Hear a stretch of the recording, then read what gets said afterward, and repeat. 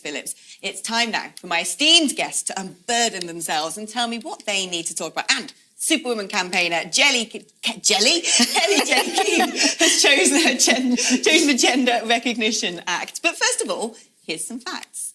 Under the Gender Recognition Act 2004, adults can legally change their gender if they meet certain criteria. That is, they need 2 medical reports showing gender dysphoria diagnosis. They must live full-time in their acquired gender for at least 2 years, and they must provide proof, such as copies of their passport and driving licence. Campaigners for reform of the GRA say the process is arduous and stressful for those involved and favour a system of self-identification for those who believe themselves to be of the opposite sex. This has been backed recently by the Women and Equalities Committee. Now, Kellie-Jay, where do you stand on the GRA? Let's get rid of it. Let's completely repeal it. I mean, even in your introduction, you talk about people who believe they are the opposite sex, and yes, it's called the Gender Recognition Act. It's not called the Sex Recognition Act. I think it's just nonsensical. I don't think it's workable. I think in a proper liberal and tolerant society, people would be able to dress however they wanted, and we wouldn't need the state to recognise as something that they aren't. I mean, does this come down to the fact that if, for instance, a man who transitioned to become female had the diagnosis of gender dysphoria, had made all the efforts, gone through surgical procedures, medical interventions to change their gender because they wanted to fully live as a woman, would you be comfortable with that person using female spaces? No. No, I really wouldn't. I think it comes down to, it's so subjective. Trans activists might talk about passing. I personally think that is something that for some people, some men might pass as women, and for others they won't. It won't make women any more comfortable. A female-only space is no longer a female-only space if there's somebody that's a man in that space or somebody who's male in that space. So it's completely unworkable. And also what's happened from the inception of the 2004 GRA, the rights of women have just persistently been eroded. So before the GRA, would we have had men in women's prisons? I don't think we would. I don't think that would be something where we would be right now. I think the logical conclusion of the police calling rapists women and recording that as crimes, as Girl Guides not being able to keep men out of the Girl Guides movement, I think all of those things are completely because in 2004 we created a legal fiction. Well, let's talk now about how people want to update the GRA and actually move it to a system of gender self-ID where all you have to do is say, I believe I am a person of the opposite sex, and then you have all of the access to that particular sex's spaces and whatever it may be, privileges. Why do you think that's so perilous? I think it's perilous for a number of reasons. I think it's ultimately perilous for just a safety and comfort reason for women. I think if predatory males want to more easily access women's spaces and sort of go under the radar and not be asked questions, then I think self-ID is a perfect way to do it. But for me, it's much broader than that. It's not just about the predatory men who want to be in women's spaces. It's about any man who wants to be in women's spaces. I think that ultimately makes every single one of them someone who is not a friend to women. I mean, we can welcome Katie John Worth into the studio as if by magic. There you are. As if by magic. Deliberately put on a shorter chair for some reason. We always have you down the line. It's amazing to have you in the studio with me. Now, Kellie-Jay wants to scrap the whole GRA. What's your position on that? Should it be updated? Should it be binned? I do believe, actually, that it's problematic for some of the reasons that Kellie mentioned, but also for other reasons. It wasn't so much a legal fiction when it was brought in. It was the very fact that it was a legal necessity because it was required by the ECHR, the European Court of Human Rights and European Convention, because what had happened is prior to that is people were being married and one person was transitioning, which then created the legal fiction of a same-sex marriage before we had equal marriage. So that was one of the reasons it came in. It was mainly for the purposes of stopping the legal fiction of same-sex marriage. And it was around that issue because, and as you rightly say, it's a Gender Recognition Act that enables you to change not your gender, but the sex on your birth certificate, which is the legal fiction. And I've got no problem saying that. A trans woman is born male. Their birth certificate other than for the purpose of marriage, which is about being an adult, their birth certificate doesn't, I don't see any reason why it shouldn't still say the one you were born as, even if you are now marrying as something different. And now that we have equal marriage, to some extent, it's redundant. Also, we've got these catch-22s, is that no one's allowed to or meant to ask for your gender recognition certificate. It's classed as a breach of data protection. The only two people that can ask for it is a registrar, effectively, or they don't because they just get your birth certificate. So the GRA enables you to get a new birth certificate, then you never need it. The only other time they recognise a gender recognition certificate is in prison. And then they still cock it up. Am I allowed to say cock it up on live? Sorry, I've said it now. Probably can't. Apologies for that colourful language. The trans person said cock. Oh dear, done it again.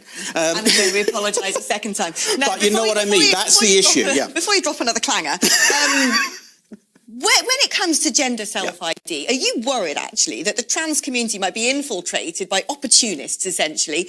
Perverts, peeping toms, predators. I think any community has always had them. I identify as a woman to access intimate spaces that are single-sex spaces. Well, I was just chatting to someone else, and we've always had trans people in the community. We've always had trans people accessing some spaces. And when they were a minority of people, an absolute minority, most people turned a blind eye.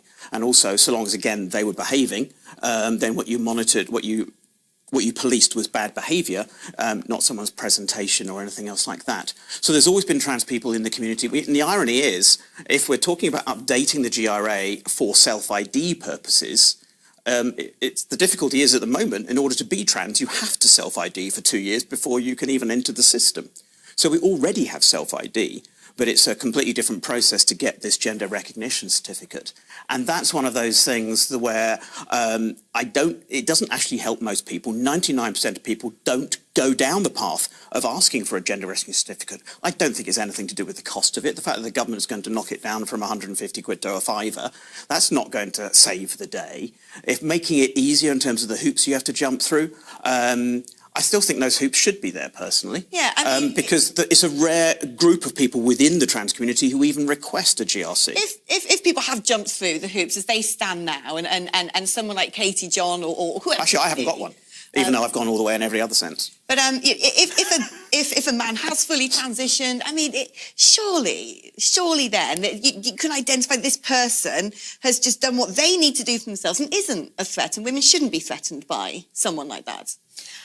I personally don't believe that transition into something else is feasible or possible. I think it's a nonsense to say that you can have a few surgeries and you've totally changed your biological sex, which again comes back to the word gender, comes back to the fact that we talk often about gender as if there's some ethereal or soul-like thing in our bodies that isn't connected to our biology, and I don't think that's true.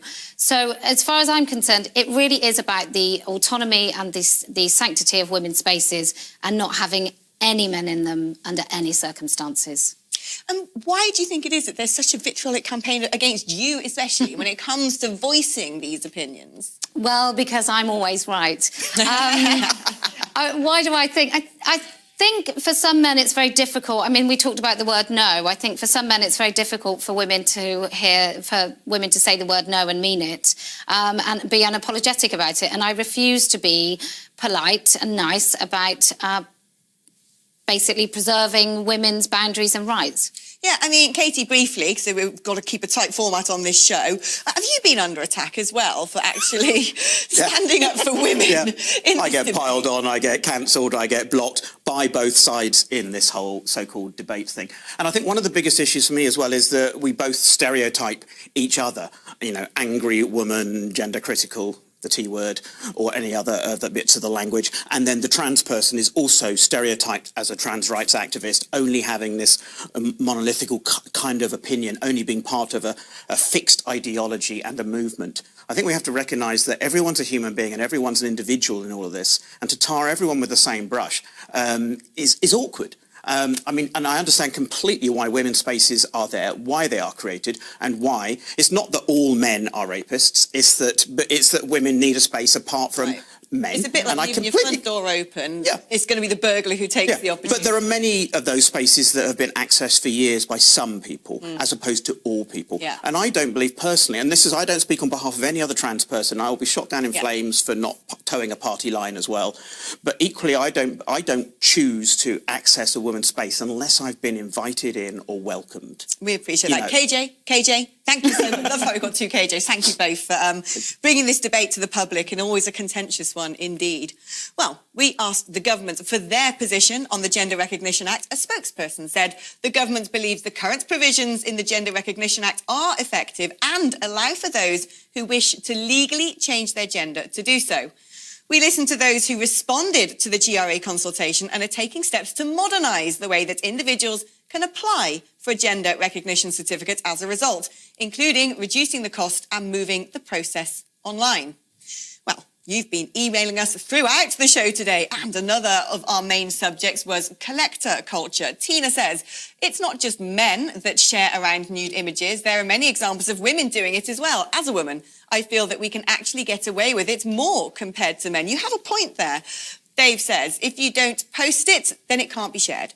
People need to be really careful who they share things with. Good advice. Ken says, I've never heard of collector culture before, and I'm shocked that this is going on. Me too, Ken. Some or most men need to change because this is terrible. Thank you so much for saying that. I appreciate that. We like solidarity with our men folk when it comes to these big issues. Well, we've been asking over the last few days what women want. It's an enigma that has befuddled men since the Garden of Eden. So here on We Need to Talk About, we're going to try and find out. Are wolf whistles offensive? Is holding the door... Bad table manners, especially noisy eaters. So not necessarily a male or a female thing, but just if somebody's making a noise when they eat, I really do want to commit an act of violence. Chewing with an open mouth, that sort of thing. Chewing with an, or even just noise at all, even just a slight hint of a noise. I think there's a name for it, but I just call it a massive irritant. Of all the things out there, that's the one you go for. That's the one that probably, if I'm on a train and somebody gets out some food and it's noisy, that is, I'm afraid, that is my massive driving me insane thing. I agree. No one enjoys it, but I think you could have got a bit more strong with any more. Well, look, I don't like men in women's spaces. I don't like the fact that we have to use a word called misgender, which I find it just a nonsensical word. I hate the fact that schools have started sending out emails with MX instead of Mr, Mrs or Miss. Schools getting involved in this is just sick, isn't it? The neutralising of all our language, the fact that we are obscuring who men are in everyday parlance. Like, I could go on, but a pet peeve is the eating. Now, you're known as a woman who, very much stands up for womankind, and so therefore I think you could be a good arbiter when it comes to what women think is acceptable or not. So where do you stand on stuff like wolf whistles? I'm not bothered by them. I don't care. Do you think it's grim? Well, I think it depends on who you are, where you are, what age you are. So when I was 13 and a group of men wolf whistled and I'm walking on my own, that's pretty gross. That's gross. If it happened now, it would be unusual. So wolf whistling, I don't think that's the biggest threat to women, but I've been catcalled when I've been taking my very young children to school, like a few years ago, and blokes have just shouted at me from a van. So I think that's something I definitely think has to go. And chivalry? Are you up for chivalry getting out of the dustbin of history and seats to be given to women on trains and doors held open? Or do you think that's long gone and actually we can fend for ourselves and it's insulting? Well, I don't know if equality or the seeking of liberation of women included please don't ever open a door for us again. We're capable of opening a door. My husband takes out the bins, for sure. So, no, I think chivalry is kind of just a male politeness, right? Yeah, bring it back. I'm with you all the way. Wolf whistle, you're right, to young kids, it's grim. Kellie-Jay, I've loved having you on today. Honestly, total hero of mine. Keep up the good work. You're a strong woman, and we love strong women We Need to Talk About. Well, that's about it for now, but join me again for We Need to Talk About